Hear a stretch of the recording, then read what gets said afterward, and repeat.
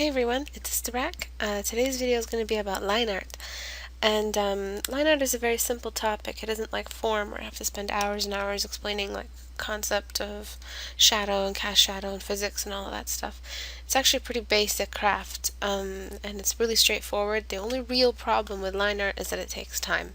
And if you're not willing to invest hours and hours of cleaning up lines and 3 stages of line work and layers of work and organizing your layers, then if you're not into that, then line art is not for you. But if you are into it and you're okay and you have that, you can like grind through, line art could be for you. If you want to take a sketch or something like that, you really want to perfect it and try line art, maybe have a couple of really sharp line work in your portfolio. This is just a couple of tips and tricks about what I do for line art. I used to do a lot of line art, and all I really remember before I started making things more painterly is the patience factor. You need to be patient in order to really just pull through and get that clean work done. So like anything, every single piece of work needs planning, and you need to find your shapes. You need to find the form. Never, ever, ever, ever go in line art just like straight off without figuring out where you want to put everything. So you need to plan for line art. So let me get these notes going. Okay, so the number one thing about line art is plan the sketch. And what I mean by plan the sketch is shapes, gesture lines. Sorry about the writing, really stupid. I'll write it down in the... You know, I never do that, so I should stop saying that I'll have the notes planned for you. I'll try this time. In the description box. Plan the sketch, shapes, gesture lines, different kinds of, if you want to figure out the character, you don't want to have a messy work to line art over to line up, so you want to be able to, figure out exactly what kind of character you're drawing and the concept. So plan the sketch, also plan the concept as well that you're going for. Alright, number 2 is the point of line art is not to replace form. It's just another way of revealing form. So another form alternative. You see a lot of drawings from pros that like to do line art before and then they throw in the solid colors, and then they start illustrating and figuring out realistic shading and finding the form of the face and drawing it and making it look almost realistic. Well, half real, half anime kind of look. The way they do that is they don't forget all the basics of anatomy and the anatomy and the form that is required to create that kind of anatomy. What they do is they find another way to reveal the form through lines, and the way you reveal the form through lines is, let me just write the look of the lines before I forget. The way you reveal form through lines, which is a form alternative, which is line art, is imagine it as you're throwing a big sheet. You're throwing holding a sheet, and you're throwing it over a piece of ground or something, and on it is the shape. When that sheet falls down, it takes the shape of the object beneath it. This outline here that I made, this is a sort of extended metaphor of what it is to do line art. You have to encase the form in. The form is still there. All the real signifiers of an arm and the edge work that's required to create an arm is still there, except there's no shading and no lighting and no cast shadows yet. This is all just line art, and I will be doing Herman line art after. I'll be doing it with you guys and cleaning it up. You're encasing the form in, and after that you define the parameters of the form, and the parameters of the form are the lines. And the look of the lines is really important for line art. Line art isn't just about outlining the form properly and having a nice looking rock with a bunch of lines. There is line variation and line weight. So line weight, which means the thickness of the lines, and variation or transitioning is how that line, it's all one big line in line art. surrounding the character. You'll have like branching lines. The line weight reflects the kind of form that you're drawing. If you're drawing a really heavy rock, if you're drawing a really heavy piece of armor, thick line art should be present. Generally lines that are really equal in width all around. So if you're talking about a tank, like you're sketching a tank or something very cubic, something very mechanical. When you're drawing something that is organic, that's where the line weight and the line variation comes in. Because if you're drawing an arm, you think about the variation and how it might help you recreate the softness of the skin that you're trying to encase in with the line art. So what happens is areas that are high in shadow get thicker lines, such as the armpit, or the area of the breast, or the side of the chin. This area might get lots of line or thickness, and everything else is pretty smooth, pretty thin. The same thing happens with painting. Edges that are hard, such as a jawline, require harsh edges, and edges that are softer, like the cheek, are painted in with a soft brush to create that soft, fuzzy skin. That small amount of hair that is found on the skin creates a very soft, fuzzy transition from the cheek to the hair in the background. So let's say this is what we do in illustration. We soften these soft edges, areas where they are high in fat, such as areas of the arm, of the upper arm, that are softer. However, up here, which is where I place the thick line variation, this is where bones are. This is where the collarbone is. This is where the neck is found. These areas get thicker. Now, these are not the rules of line art. Remind yourself. This is just my style, my tips and techniques. So this is what I did when I did line art. Okay, so let's get back to the notes. So what we've learned so far is you have to make sure you plan the sketch, because how could you possibly expect yourself to encase the form in if you haven't even figured out the form? Some people are so experienced they don't need to plan. The planning is already done in their mind. They don't need to brainstorm in front of them. But you're not at that stage yet. If you're looking at tutorials, you're not at that stage yet.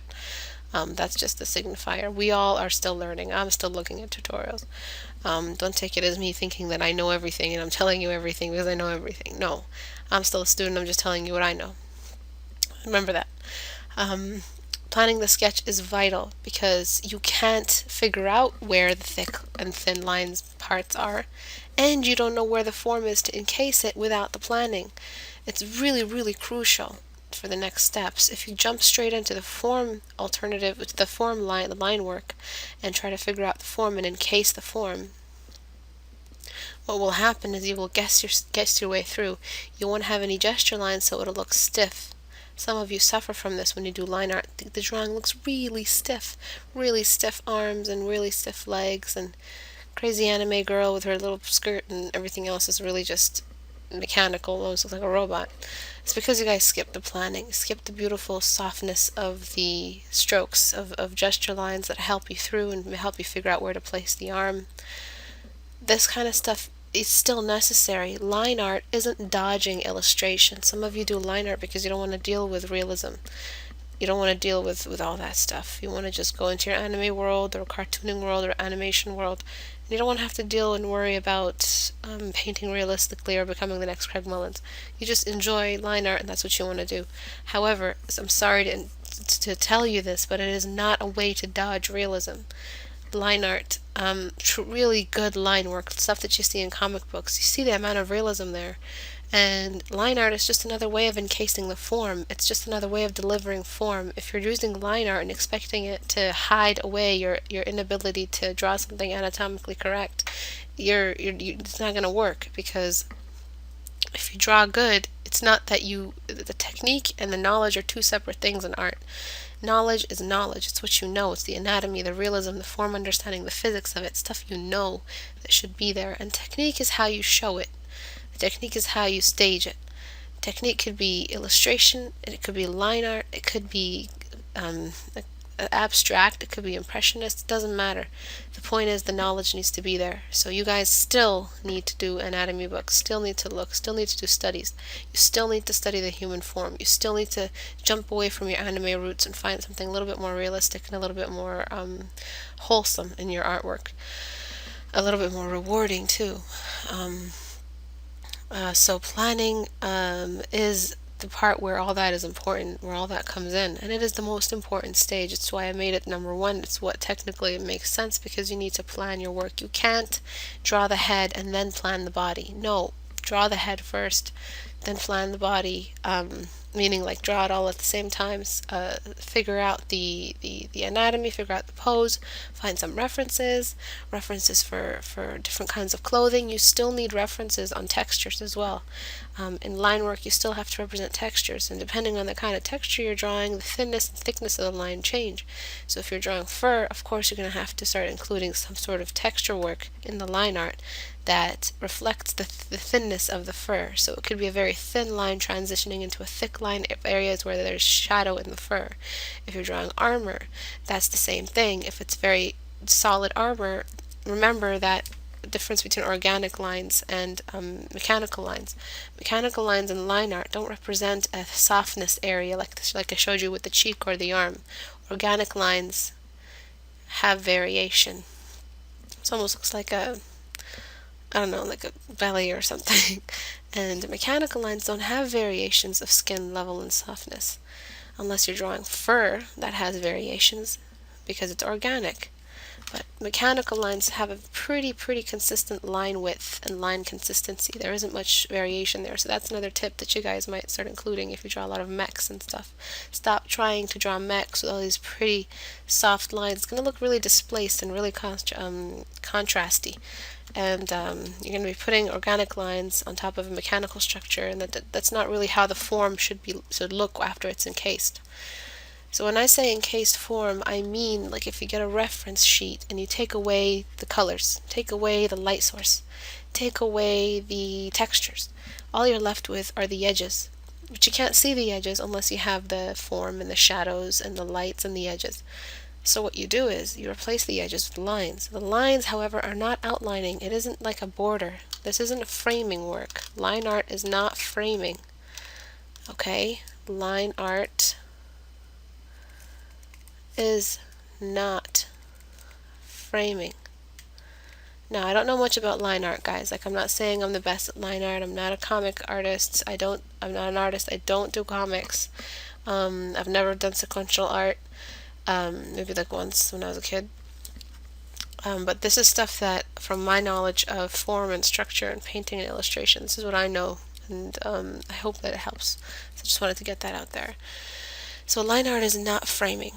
What it is, it's a encasement of the form, discovering the form. It's sort of like chiseling out at the form, carving, but you only have one line to represent the form. So where are you going to put that line that is most effective and most efficient? So let's go on to Herman now. And sorry, that was the colored layer. And I'm going to bring so Herman already has planning done. So number one, planning is done.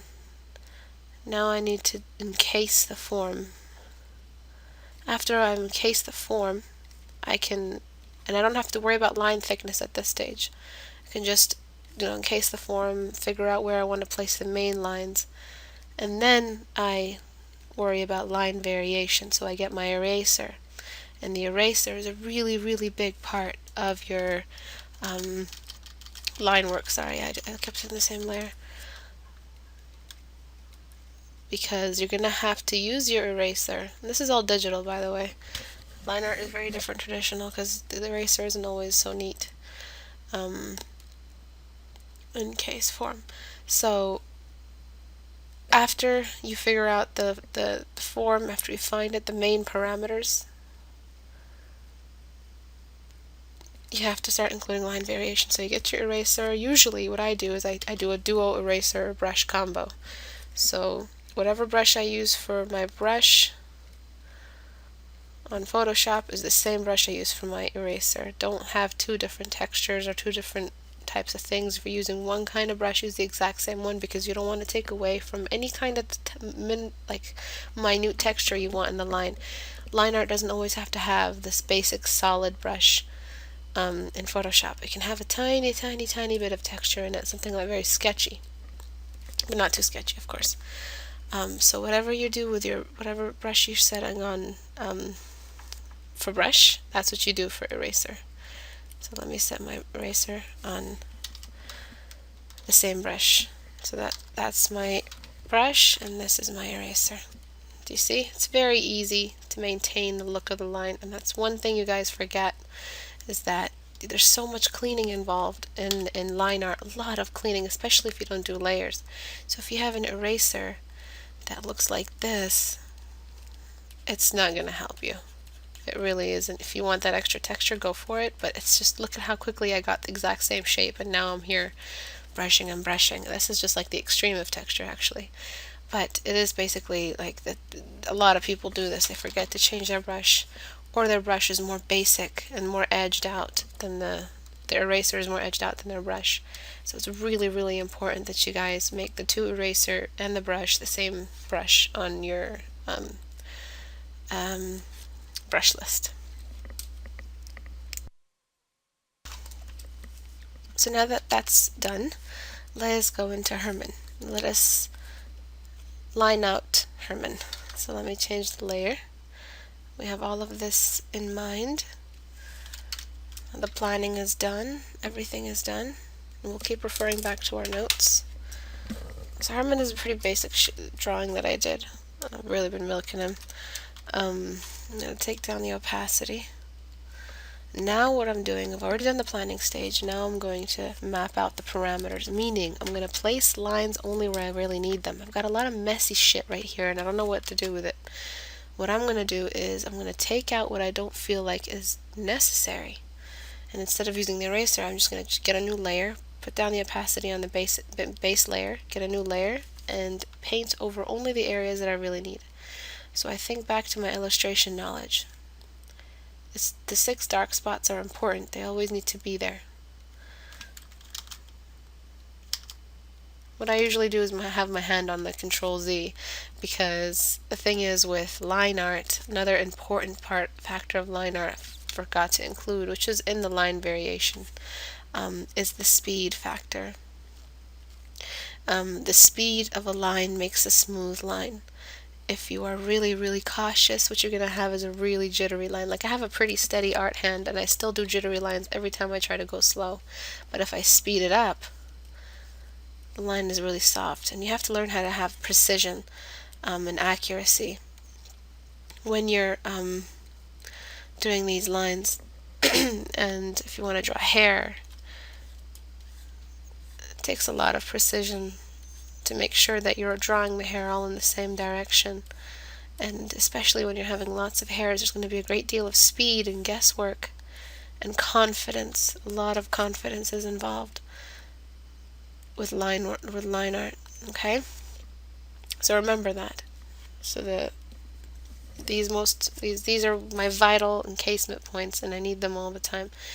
Alright, so his mouth isn't showing. I've got 4 of the 6 dark spots, so I'm good. The face is set.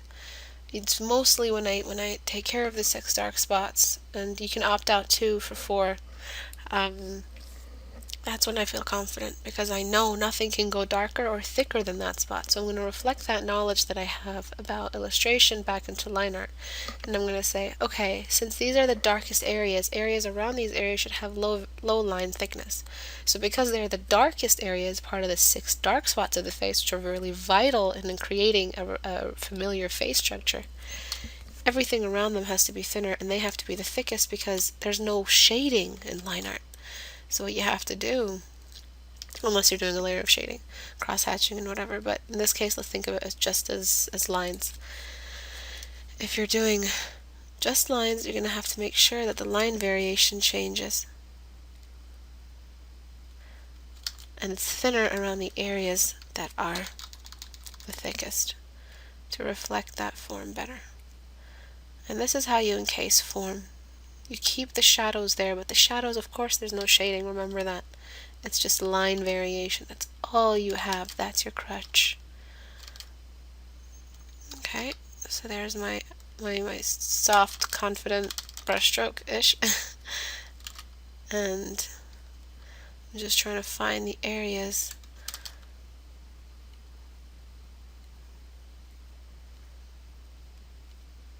in here. And of course, comes the erasing.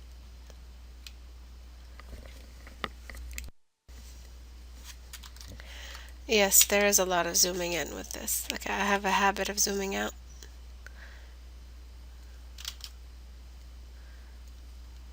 Confident strokes will give you smooth lines. And speed is a big factor in the confidence. Don't be afraid, just go in. You will find a way around it. You will clean it up. And it's just patience factor is very big. It takes a lot of patience to sit there for hours, especially if it's a character more complicated than Herman here. You will need hours put in. But if you plan and you save yourself that time,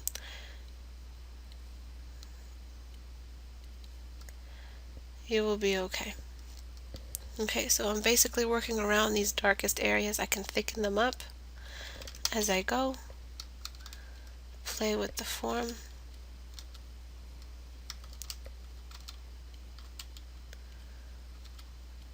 Quick strokes means confident strokes.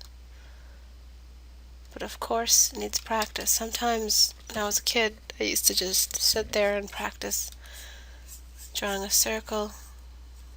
I'm out of practice now, but this all helps you. It's not time wasted. It will help you. Sit there and bring in that time. When it comes to the head, you'll find that it's very hard to go trace it out exactly.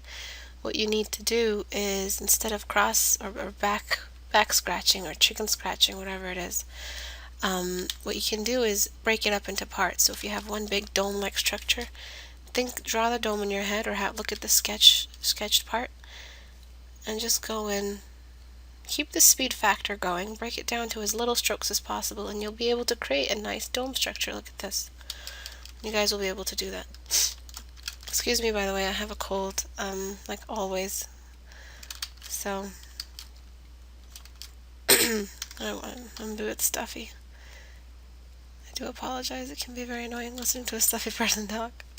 It's like, geez, go get an oxygen mask or something.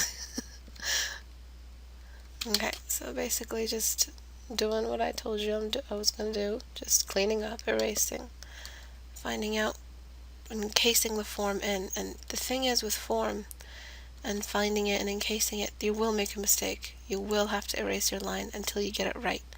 You'll erase some parts of the line, keep some parts that you already tried it out. You're not going to get it on the first shot. So it's okay, that's why the eraser's there. And it's not painterly work, okay? So you don't have to worry about getting everything right. It's not a quickie. If it's quickie line art, it's rough work, okay? So you can erase. Actually, you're supposed to erase. You're supposed to clean up your lines. They're supposed to be presentable. Line art, when someone says line art, you probably think like really quick lines, like whoop, whoop, whoop, whoop, whoop, whoop, whoop. No, it's not. It's actually the most tedious and slow and annoying process ever. It is a slow process. Okay, as you can see, I've never been more hesitant than I am when I do line art. A lot of control setting, just a lot of that. Because I want a smooth line. I want a clean, confident line. And if I have to control Z till I get it, I will do that. And that's the grind factor. That's you have to just be patient.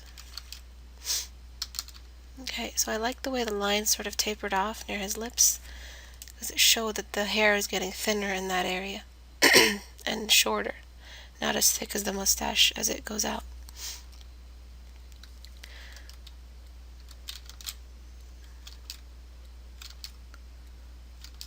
So I want to extend this one, erase, and let me take out Herman from underneath. We're already getting cleaner lines here.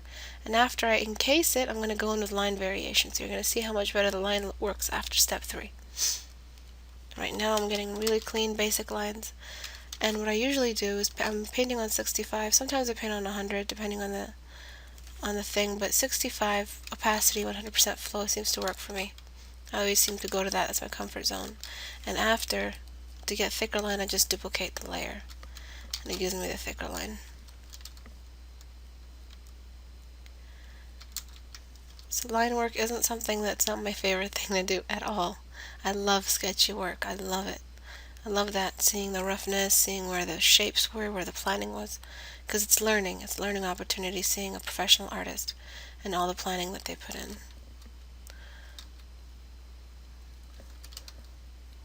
So I like to look at those kinds of sketches, like Craig Mullen's sketches, and the other guy, Hello Lilo, or Aloha Lilo. I love his sketches too. He does line art though. He does clean them up, because he's an animator, I believe. And there's a lot of cleanup in animation. So I'm sorry about the lame sketch and the lame example. I can't sit here for 7 hours doing a really cool sketch or drawing. Okay. I actually like that. And then for his shirt, I'm going to try to keep it quick. And do you see these edges? I can just erase these off. Don't worry. You want the main part of the line. You want the main structure. And because it's a shirt, I don't have to worry about line variation, because it isn't organic. And an organic structure doesn't have tapering off edges or soft edges, because it's not flesh. But in areas of his face need to have that, or else it'll look very robotic and very plain. A sketchy sketch looks like it has a lot of detail because there's lines everywhere. Once you clean it up, it's going to look really empty. So what we're going to have to do is start adding in some detail. So maybe a striped shirt or something else.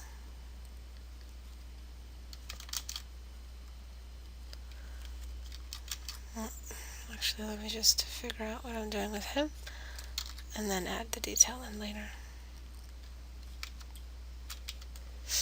Okay, so Herman really isn't that interesting without the cool lines, because it looks like there's detail there. So what I have to do now is duplicate the layer, get those thick lines, and now step 3, which is what? You guys know what it is? Line variation. So now I'm going to up my opacity and start going in for that line variation. And this is the more annoying process. It's like unwrapping for 3D modeling. This is where there's a lot of erasing in here. This is where the hard work is. Okay, so the eyebrows, I want a bit more variation there. This is where you also can zoom in, because you've already planned it out, you've already done all the form zoomed out, so you don't have to worry too much about losing form. When you zoom in painting, you're going to lose form because you don't have a good vantage point over the composition. So what happens is you start to paint in like tunnel vision. But with line art, once you're done planning step 1 and step 2, so by all means zoom in, make those lines pretty. Because if you're zoomed in, your line accuracy is heightened, or it looks like it's heightened. You feel more in control of the line because you have more stroke space instead of having to stroke over a large area in a small amount of space with a short stroke on your tablet. Okay, so because his eyes are shadowed, I'm going to make the part of the eyebrow above his eye thicker than the area on top. So this is like you're actually painting in the lines. It's really weird. The eyeballs. And I'm going to make the eye black stick out of the eye a little bit. There's like a detail in animation class I learned. And make the eye stick out. Okay, whoops. Thin up the upper part of his eyebrow. And remember, you don't have to have a complete line all the time. It can break up. You can have a broken line.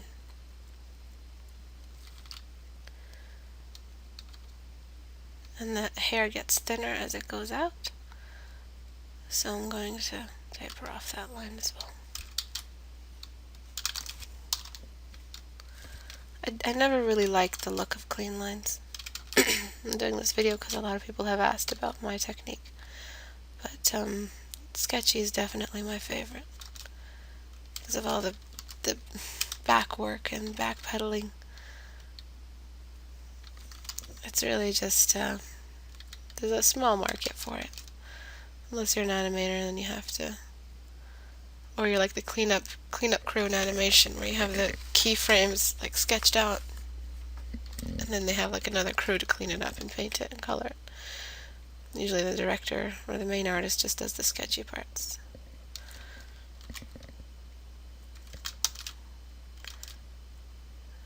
Okay, every once in a while you have to zoom out as well. Don't forget that to make sure that the lines are looking where you want them to be. I have to start including some details because these are the main lines. This is the main case encasing the main form. So if I want him to look a little bit more interesting, I have to start including some accents, areas of the bone structure that might be showing, just like this.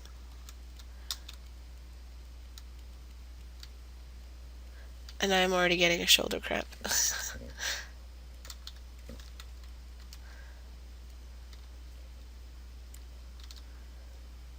So tapered off lines at the edge. It doesn't have to be perfectly clean because they're really thin. They don't have to be that clean. Areas of the face that are edgy, harder edges. And areas of shadow, deeper, thicker lines. Ears also are very, very like thin, almost transparent, or not translucent, so I think, yeah. So there needs to be a little bit more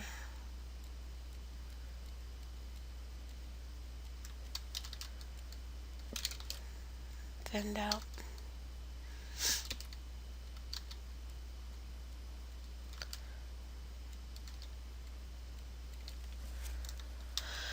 Okay, so the line variation is where the real art is. Yeah, that's where you're going to have to start building your instinct of what looks good thinner versus what looks good thicker. And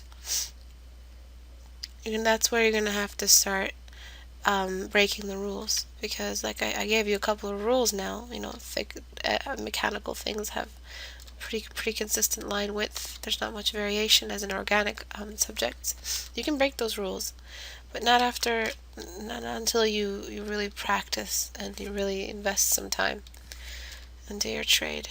So I need a butt chin for him. You gotta get your hands comfortable on the keyboard and know where your eraser is, where your brush is, where your control set is. Keep looking down, try to find it. And then his head. So the way I think of line variation is like a rubber band. If you stretch it, the middle part of the rubber band is always the thinnest, and the two external, like extremes of the rubber band are the thickest. The parts that you're holding of the rubber band. So that's how I see line art. The part that stretches out the most like a lasso gets the thinner thickness because it's on the outer. This is only for organic objects, by the way. It's not for mechanical.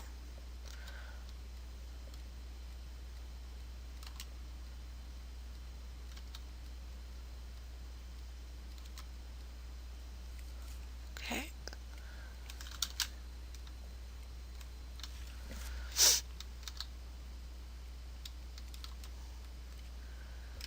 I'm gonna zoom out, maybe rethink his eyebrows, and go back to find those main form lines, those essential core lines that need to be there.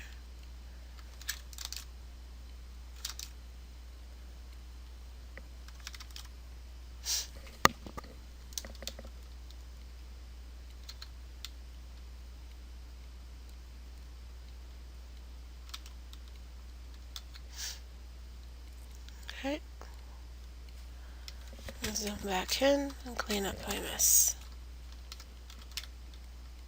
Trust what you decided on when you're zoomed out. Sometimes when we're zoomed in, we undo what we did when we zoomed out. Just trust it. If you just clean it up the way you left it when you were zoomed out, you'll zoom out again, it looks much better. Just the only thing you really did was cleaned.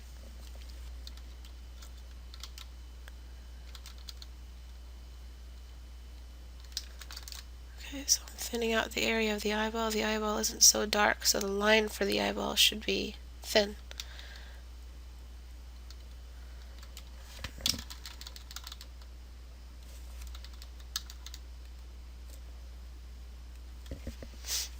Okay.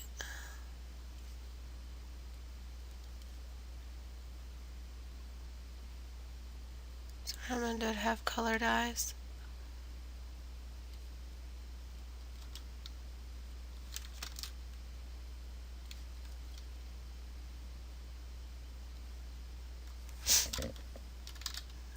Thin stroke, and you get the highlights. And what you do, because you can't really outline light, what you do is you just erase away the parts that are the brightest, and you leave it lineless. Okay, so at the end, I usually I just said queso. I usually just get the sharpen tool, and I sharpen out some areas. Remember, a thin line beside a thick line is a nice sort of effect. Sometimes all you really need to do is just place one line beside another to really allow both to shine, because you're comparing the two beside each other. So that contrast and juxtapositioning helps help each other out. So you don't always have to have a perfect transition. Sometimes it's just a smooth cut between the thin part and the thick part of an object for the lines. That's all you really need. You don't need like a perfect transition. Sometimes a broken, unneat line, however neatly presented, still looks good.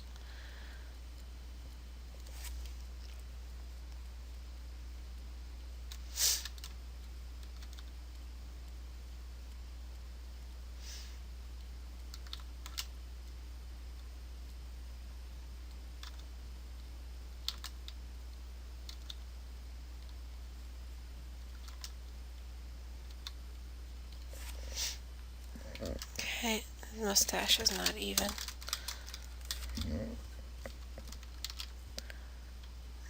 Which one do I like the most? I like the thinner one because it gives more detail.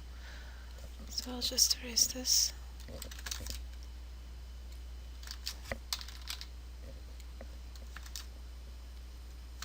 Throw in some core lines, which I will clean up. Get my hand on Control Z.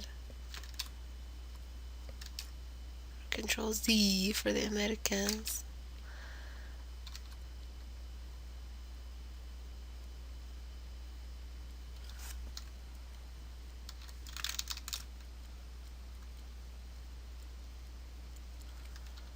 Okay. Need some detail. More core lines. And then I will do that step 3, which is line variation. This is like shading, but with lines. And of course, line work also has solid colors, so if you want, you can place some solid colors in. Not colors, dark, like blacks. So if you want, you can shade his entire eyebrow area black. And then you'll have space for more line variation. Okay, so after we, again, queso. What the fuck do I keep saying? After we get the basic shapes, the basic shape for eyebrow, basic shape for mustache, we can start breaking it up into smaller shapes. But you have to make sure you don't break it up so much that you lose the largeness of the shape. So what I mean is, you introduce breaks in the look. Make sure that your lines are clean though. So zoom in.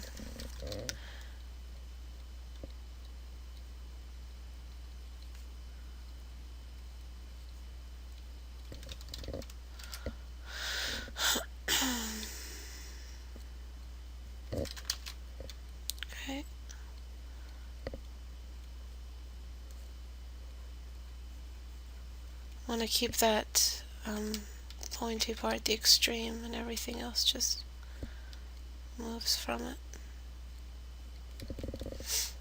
His eyebrows as well. Break that up and bring in just roughly. It doesn't have to be, and then you clean it up. Yeah, it doesn't have to be neat. You can clean it up after. So breaking up the shape up here.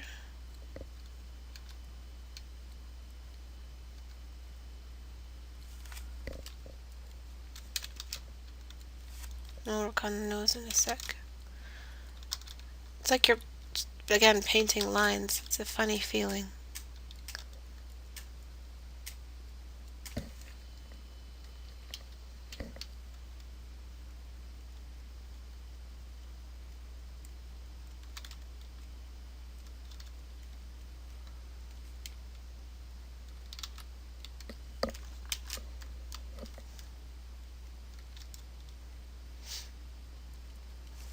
Okay, so the nose.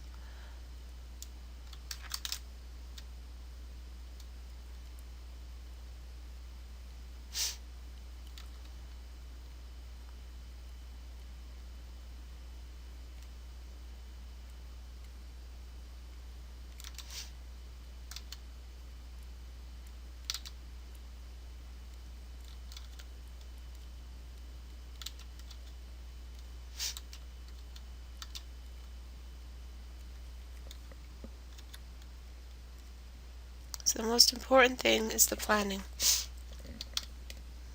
After the planning is the basic lines, the core lines.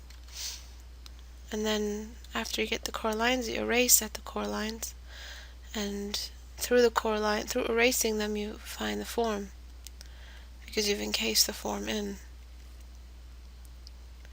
So all you really do after that is choose which parts of the line you keep thick, so that you represent the kind of form that it is representing. So if it's a thin, soft edge, you thin out the line.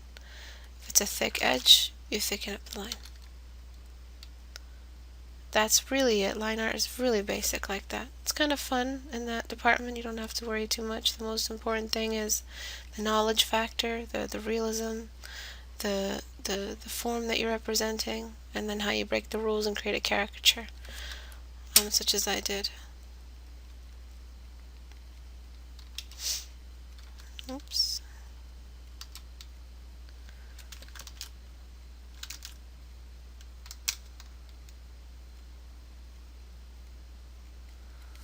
Okay.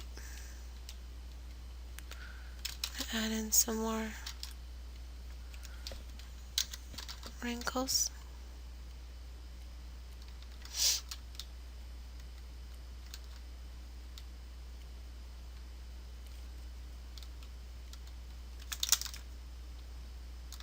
Some detail for the eye.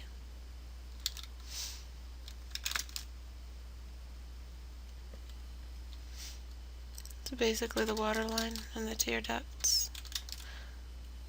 The tear exits are the tear ducts.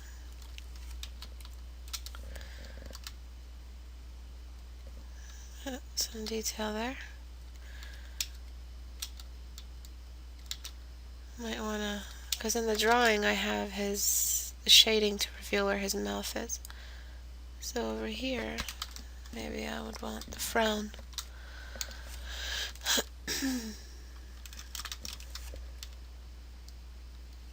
So I zoom back out.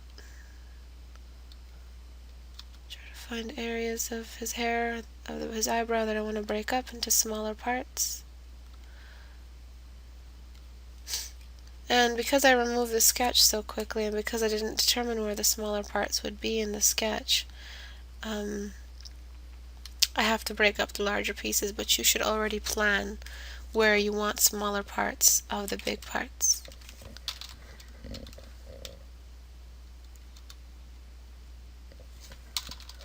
Increase the size of my brush when I'm zoomed out. And about tablets, if you guys are worried about your tablet and there needs to be a special kind of tablet for line art and animation, people always need syntax or Cintiqs or whatever, they're wrong. You're literally painting the brush. You're not even using the same techniques you use on a sketchbook, because there's such a distance between you and the paper that it's not going to be the same thing. It is easier if you have a Syntec, but it's not going to take away from the patience factor. It's not going to take away from the principles of line art and digital painting. So don't say that you can only start it after you get a certain kind of tablet. If you have like a basic tablet, like the most basic tablet, it will look fine because you're painting the line. You're literally constructing it brick by brick. So you don't need all of that technology or crutches technology and say that people with better equipment draw better. No, it's all about knowledge and skill and patience. Okay, so I don't like how his ear looks. I might just connect it like that. Connect the ear like that as well. Smooth line, confidence, speed, and form. And to fill. Sorry. Let's try that again. There we go.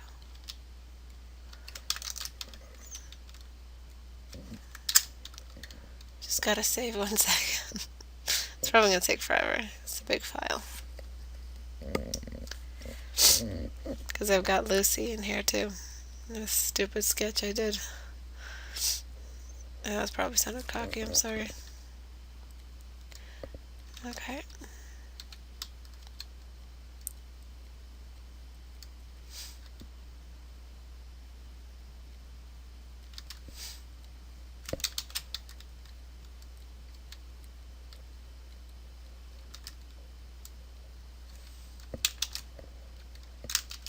So Herman is an old guy, so I want to start throwing some accents. So let me zoom out after I get this confounded. There we go. It's as good as it gets for you, Herman.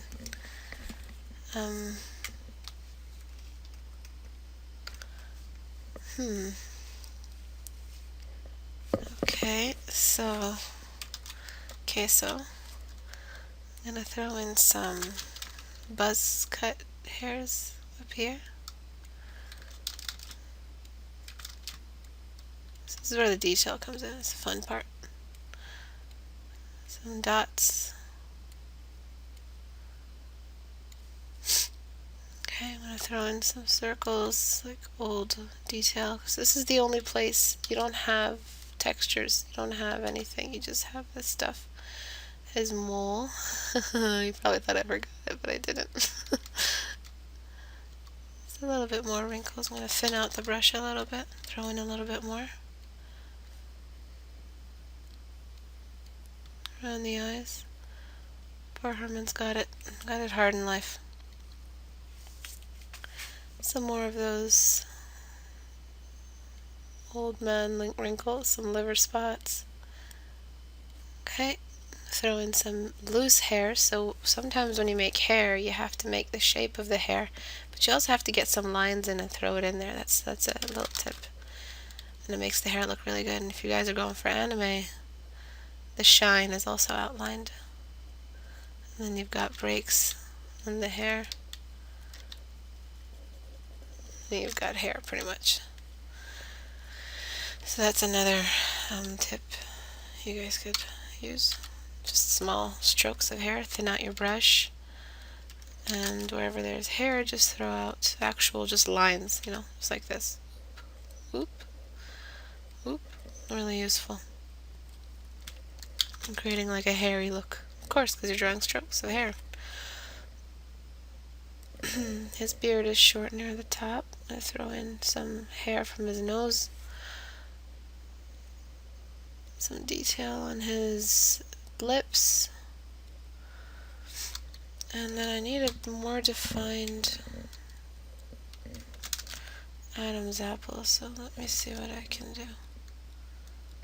Because I want it to be one smooth line.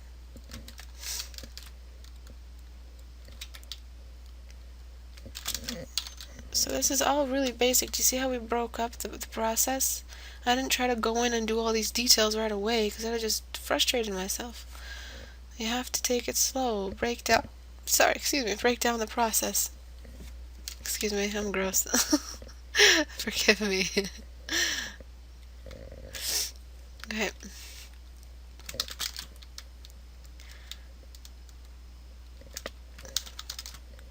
And you see areas like this here where I have the line of the forehead, of the side of the head, and the line of the ear. This creates form because what I'm doing is overlapping. I'm showing which parts come ahead and which parts go back. Okay, some more hair on his eyebrow.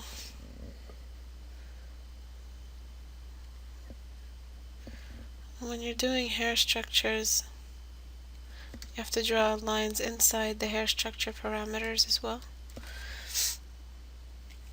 to continue that hairy look.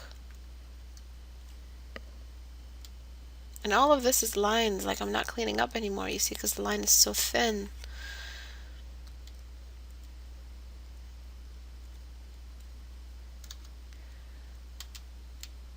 I need it thicker here.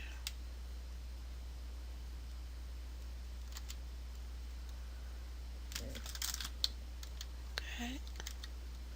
And remember how I told you the area of the shadow is the area that gets the darkest part of the line. So let's look at the painting of the Herman. Let me just enable all the layers. Damn it. Okay, so you see the shadow I have here under Herman's neck, under Herman's mole, right here.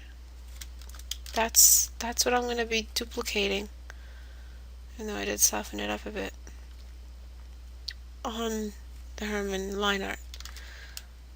So down here, because the mole is casting a shadow, technically the light is coming from above. I just thicken it up just a touch. And it's like a cast shadow, but it's not. That way you still have form there, still have some sort of shading. And if you counted how many times I said form in this video, it's probably more than any other word, because that's what it's all about, guys. If you don't understand that yet, you're limiting your art. You have to remember it is all about form. Art is form. Art is capturing form through light, like at least in the realistic aspect of art. The fact that we use it to recreate things and copy the laws of physics so that we get something that looks believable and we convince our audience. Because we're artists, we're performers, we're storytellers. We want realism. People want people to take us seriously, so we have to learn the laws of realism so people believe what we're telling them. Okay. I'm going to throw in some hairs like that. Take his... Someone said that he looks like a really anorexic Braum from League of Legends, which is very true. Braum the later years. Okay. So now I'm going to start painting in the solid parts, just like I did with the eyes and the nostrils. Yes, it is 3:27 a.m. I don't sleep. For anyone interested. I don't fucking sleep, dude. Sleeping is for wussies.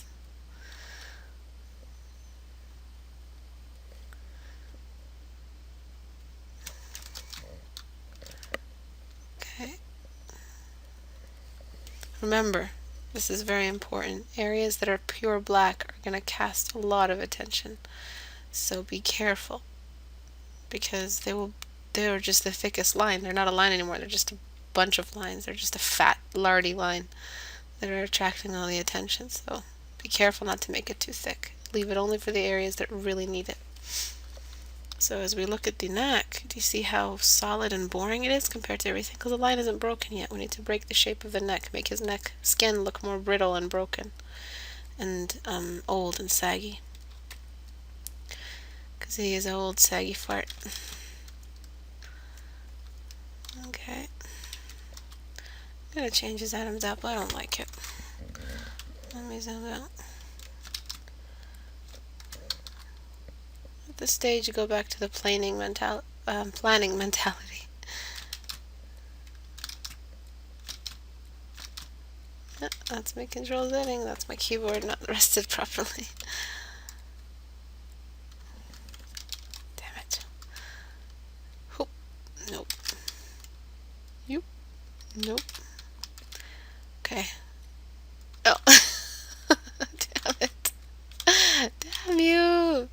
And usually I'm control Z and I get it right, but I control Z because I've been control Zing like on and off. Okay, it's okay. I need it brittle anyway. Okay. So I might just break up that area here. Yep. And throw these lines to show where his neck is, where his jawline is. Okay, throw some lines here for his lip sag.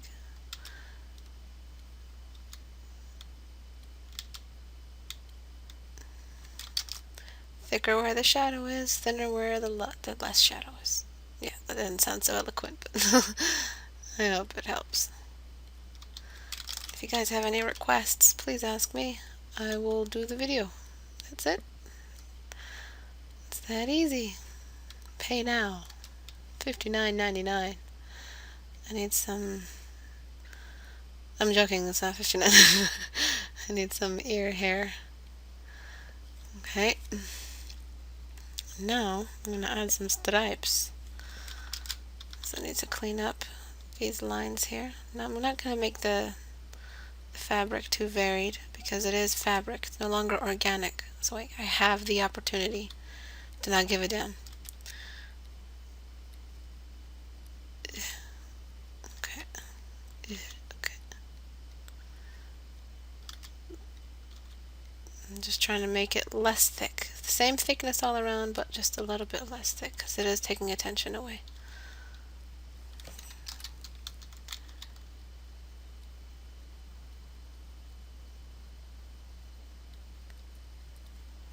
So this is League of Legends characters after they came to the real world, after they retired Summoner's Rift, Witness Protection, after 50 years. I remember the good days when they fought. League of Legends, such a stressful game. Sometimes it's a good game, sometimes it's just the shittiest day, and you get the shittiest game just to top it off. It's like chess, just a lot more stressful. A life strategy, so. Do you see this? Do you see what I mean by patience factor? And my neck is like freaking cramping. Because my hand is on the control Z, keeps going back and forth. I'm not in a good position. I still don't like the Adam's apple, you know what? I'm gonna take you down, motherfucker. Whoop. And I'm gonna do this. I'm gonna find the Adam's apple. And I'm gonna keep only the bottom part of that circle. Because it is a saggy apple. I like everything else. It's got saggy apples.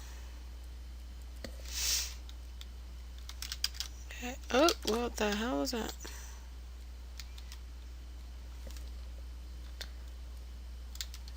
Okay.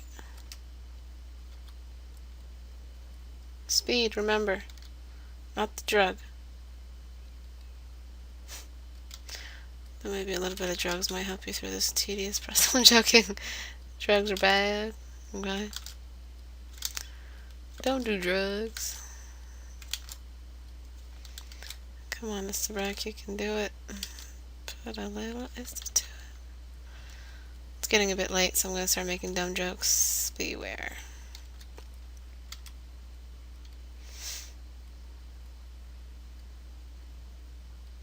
Buttons up the butt. And the hemline of his shirt.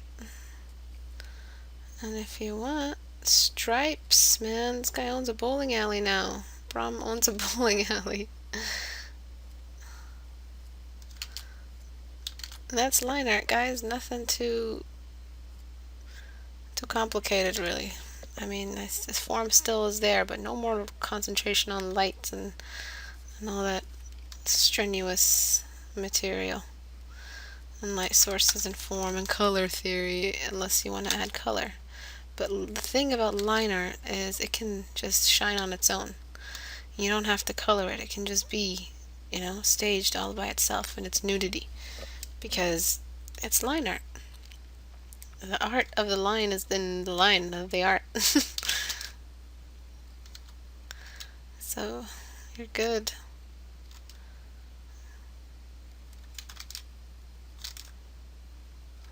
Okay. That's not consistent. So what did we do? We planned.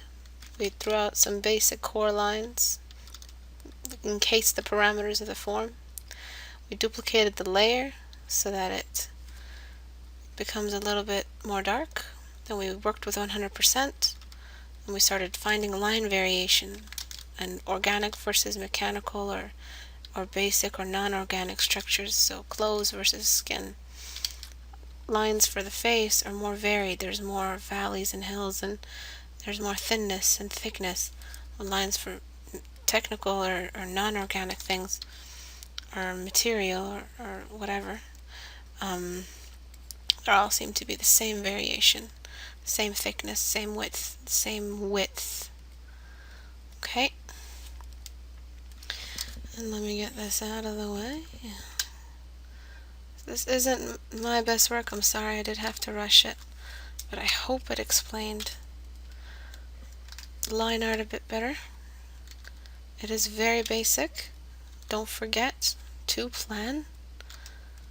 Okay? Don't forget, damn it, don't forget to study. You still need to know how to do anatomy. You still need to know how to skin folds and how a skeleton sits under the flesh and the muscles. You still need to do all that stuff. Let me duplicate one more time so we can get a nice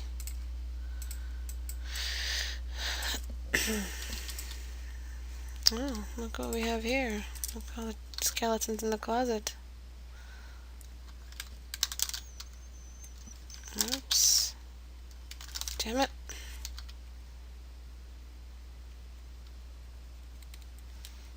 Okay, so that's line art, guys.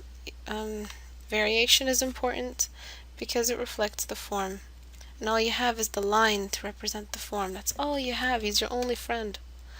And so you have to treat him with respect. That was lame. You have to find a way to make the line more detailed. And the only way to vary the line is to vary in its width. That's the only real way to change it up, to make life a little bit more exciting, to spice up your love life. Try a roleplay. I'm joking. This kid's here. Istebrak, shut the fuck up. Okay. A little bit more hairs. And then until I'm convinced that Herman is done. It is a bit dirty. It's not the best thing that I've ever done. Let me just take down that intenseness. That hair is good. There needs to be a bit more work, of course, but that's the basic of it. I don't have all that time because it's already hitting an hour. So I hope it helped. Thanks for watching. If you guys have any videos, any suggestions for videos, please ask me. I do have questions though. I screenshot them. Let me see some questions.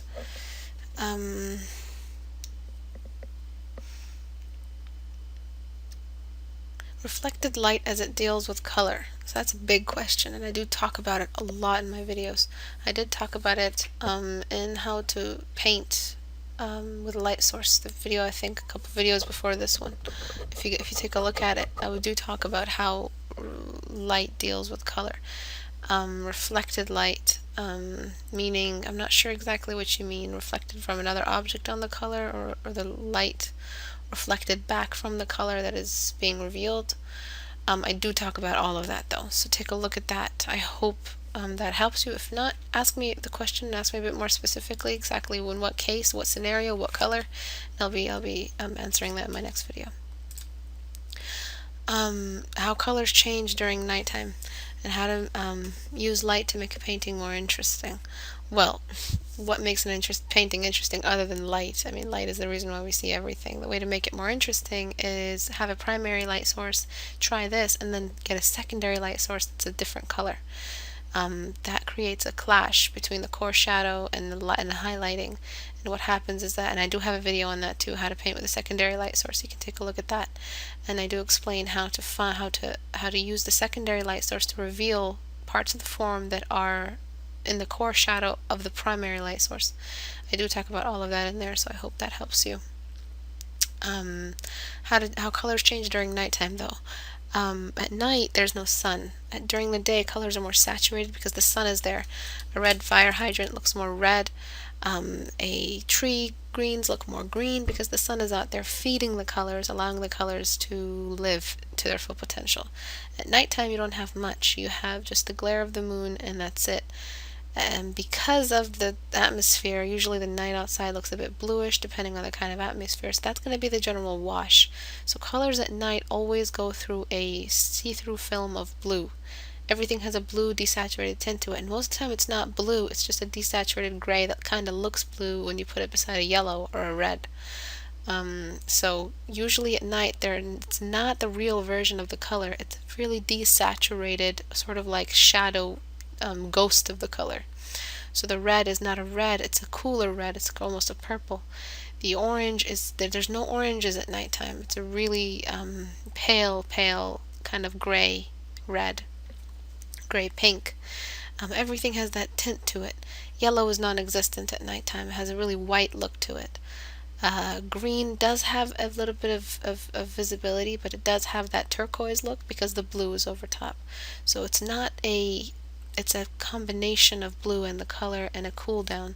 So when you want to cool down red in this case, if you want to cool down orange, you don't cool it down by taking it to blue, you cool it down by taking it down to red, because that's the closest neighbor for it. So that's how you cool stuff down outside.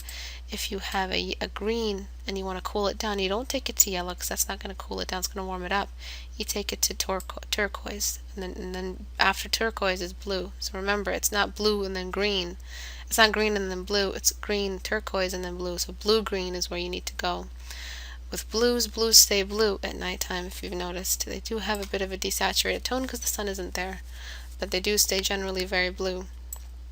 And then of course purples cool down by going to reds, but the purples are pretty cool as well. They do have a hint of yellow to them, just like a sort of touch of yellow, touch of lightness, because purple is a high intensity color. So that's pretty much how you shade out in the nighttime when you're drawing something at night. So remember the blue cooling down, but not really blue. It's just a cooler version of the color beside it. So think about analogous colors at nighttime. It's all going to be analogous. You're not going to have a lot of complementary colors because the sun isn't there to boost the complementary tones, to boost the primaries so that they can have complementaries. Everything is analogous, and I want you to search up what it means when you have analogous colors in a painting. It's colors in a color wheel that are beside each other. So mostly everything is going to be a shade of blue sometimes. Even if there are no reds or oranges, there's going to be different shades of blue at night.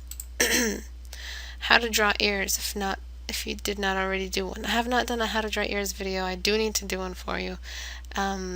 Basically how I draw ears, a quick sketch, is I draw the basic form of the ear, and then I draw the main lobe, throw that over, and then this is shading as well as line art, and then I draw that line, and then I draw the hole. It's really basic ear. It's the crappiest ear you've ever seen, but it's just that exact order. That's how I always do it. I am not the best at ears. When you color ears, ears are made of cartilage. They're very see-through, and when we place them in front of the sun, the blood becomes visible because the skin is see-through. Skin is translucent or transparent, translucent. So what happens is the light shines through it. It can go through it like it goes through fabric. Same thing with ears, especially because there's no bone structure there. Bones are opaque. They don't let the color come through. So what you have when you color ears, remember, ears are really light skin, so you can't use blacks for ears. Even the whole of the ear is somewhat of a dark brown or a darkish brown tan color. So remember, don't use really dark tones for ears. Use pink really light tones to represent the cartilage and the flesh and the blood that is working in that system. It is just a big piece of cartilage. That's really it. The main purpose, function of the ear. Remember, function is important in knowledge. Function, like of the anatomical structure you're studying. The function of the ear ripples is to retransmit the sound waves into your ear hole a lot more efficiently than if you just had a hole there. So if you learn the structure, learn the form, study it, and you learn to memorize it, just remember, keep the tones high. It's not that dark. The ears are not that dark. Unless, of course, they are under something that is casting a shadow on them. Okay, and I think that's it. There is one question about how a certain artist chooses the shades and how not the blacks aren't fully black. So let's take a look at it. I took a screenshot. Like the areas marked in this image by Chris Ron, how do you figure out or decide these colors and their intensity? So basically what he's doing is a cool half versus a warm half. So the cool half is always going to have the blue shades. So that's something of planning because the sun is shining directly at him. Maybe the sun is a little bit peeking through the clouds and he's somewhat half in shadow. So he's in the transition point of the shadow. The light is only hitting at the top.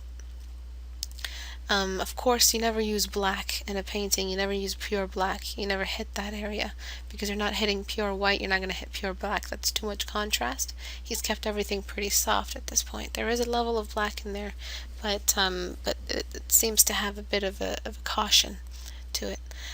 Cast shadows. I'm not sure there are many cast shadows. It's not a cast shadow unless it's a cast shadow only if it's casting on another object and you see that shadow edge cast, which is the shape of the object casting it. This is a basic shading. The real casting is happening because, well, this arm is underneath the main light, so of course this arm is going to be in darkness. If it was me, I'd have saturated a little bit here because the light is going through anyway. Because it is fabric and it's white fabric. White fabric is really reflective and a lot of light can pass through it. It doesn't hog light to keep its color because it has no color. The knee is casting a shadow here. This area is dark, and this area he didn't have to darken it this much, but he did to direct the attention back to the focal point, because you see here there's a lot of detail, and here there isn't much detail because it's all in shadow. So I know this answer is really vague. It's because the question is vague. It's pointing to a really vague concept, how an artist chooses something. Somewhere around the line when you're around rendering, near the final couple of hours, things just fall together because the focal point, after, if you follow the rules of composition, if the focal point is detailed, everything else is eyeballable. You can eyeball the detail level and the color level after everything. So you have to trust the painting process to help you choose and help you figure out, in comparison to areas that you've liked, that you've rendered, how to render everything else around it. So as you can see, everything is detailed around this focal point, but as you go lower and lower, really, really rough brush strokes, because the attention should be drawn back to this. If there's too much detail, the attention will be drawn away. So this is the focal point. This is where you see even the dot of the eye is visible, but over here his toe isn't visible, even though it's larger than the eyeball. It's because the detail needs to go back here. So I have no black and really do understand how light works. I watched your video, thank you. But this still flies over my head. I see a lot of cast shadows and reflected light being used, and it seems to be more advanced than just the basics. It is basics, though. It is absolute basics. An object standing in front of another object will cast a shadow on it. Cool versus dark. Shadows are cool, light is warm because the sun is a warm light source. So not only will reflect its intensity of light, but it will reflect the color of the light, which is a warm orange-yellow. When it's a pure white, you're going to have pure versions of the color. If everything's really pure red, primary colors, pure primary blue and primary yellow. But here it's a pretty warm, soft light source, almost like a lamp. And it's casting the light, and it seems like dawn, and the light is casting the shadow. The light's casting on the mountains past it, and then he's in like the shadowed area, the valley, and he's just sticking his head out of the shadow. Like the cameraman has like a light on him. Technically, he wouldn't be visible if the shadow was stretching all the way over there. He'd be all in shadow. In any case, you do break some rules in art. He did break a big rule. He would be all dark, but because of the character needs to be visible and the background needs to be interesting, you have to start breaking rules, and half of his body had to be lit in order for us to see the character, of course. And I hope that helped. Again, trust your process, plan your image, plan your light source, find out where your light source is going to be. That's the only way you're going to know where to cast the shadow. It's all basic. It's the stuff I talked about in the video. I promise it's not that complicated. And I hope this video helped. I know it's long, but it is a class session sort of, and I do offer you all my time, so I hope I'm not holding back anything. If you guys have any questions, ask me on Facebook, DeviantArt, Twitter, freaking mail me. Send me a letter in the mail. I'll mail it back to you. Thanks everyone for watching. Don't forget to like and subscribe. I would appreciate the support. Comment below with any questions you have, and have a great evening, morning, afternoon, life. Bye-bye.